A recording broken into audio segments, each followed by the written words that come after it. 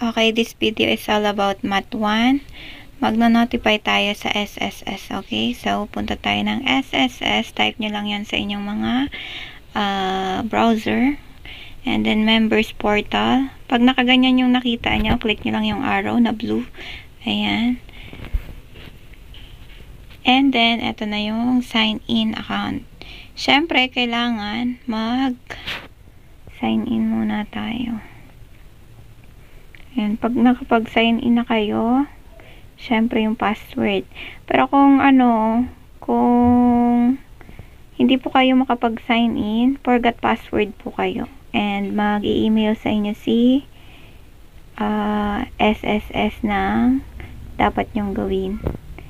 And kung hindi pa naman kayo nakakapag-registered sa SSS online, click nyo lang po yung create one sa ibaba ng login. Pero ngayon po, kailangan natin ng OTP. So, click nyo lang po yung get PIN. Ayan. So, magte-text po yan sa inyo. Hindi po kayo dito pwedeng maghula-hula.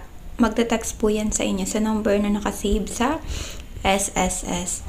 So, ayun po. Hintayin lang natin yung ating OTP. And dun sa mga hindi pa po nakakapag-create sa online portal, mag-create na po kayo. Kasi mas maganda pong i-check natin yung ating contributions kung nakakapasok po ba talaga. And katulad po nito, kailangan natin ng benefits. Ayan, mabilis na lang po. So, ayan, naipasok na natin yung ating OTP. Ayan, swipe up lang natin. And then, hintayin natin. Swipe up lang tayo dito. Nakakatamad naman kasing So, click nyo lang yung I agree. And then, ayan. Huwag na tayo magpatumpik-tumpik pa. Click nyo na yung menu sa taas. Yung tatlong guhit sa taas yan. Click nyo lang yan. So, dito makikita nyo na lahat yung contribution nyo, yung mga benefits na pwede, mga ganyan-ganyan. So, ayan. Click nyo yung menu, then yung services. Benefits. Click nyo yung benefits. And then yung maternity benefits. And pag na-click nyo na yan, mabilis lang to. Mabilis lang mag-apply or mag-notify sa SSS na Mat 1. So, ayun. Kailangan umabot yung blue na yan dun sa number 3 completed. Okay? So, ayan yung nilalaman. Nakapag-submit na nga pala ako. Ayan. Nakita niyo yung nasa right side na green.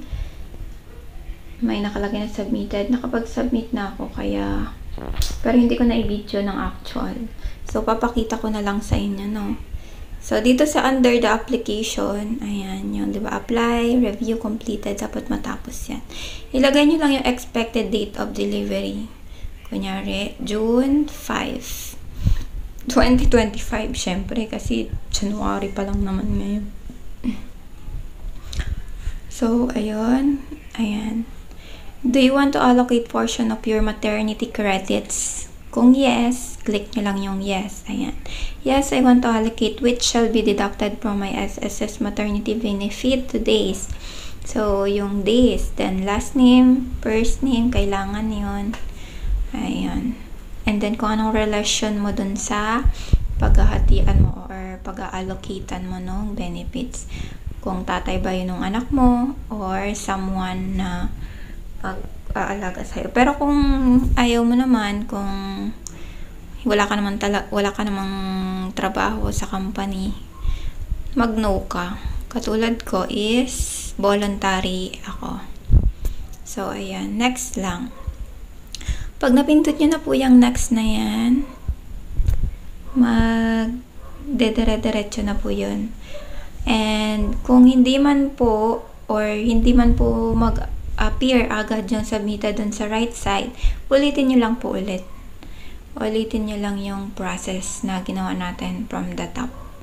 And mabilis lang po siya sa akin. Wala pang 5 minutes, tatapos ko na.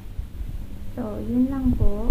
And kung questions kayo regarding sa pag-register, feel free to comment and I will answer all your questions. Okay? Basta may time ako. Ayan. Mabilis lang mga mabilis lang. Sobrang bilis niya lang. So, ayan. January 23, 2025. Kanina ko lang to ginawa. So, bye-bye!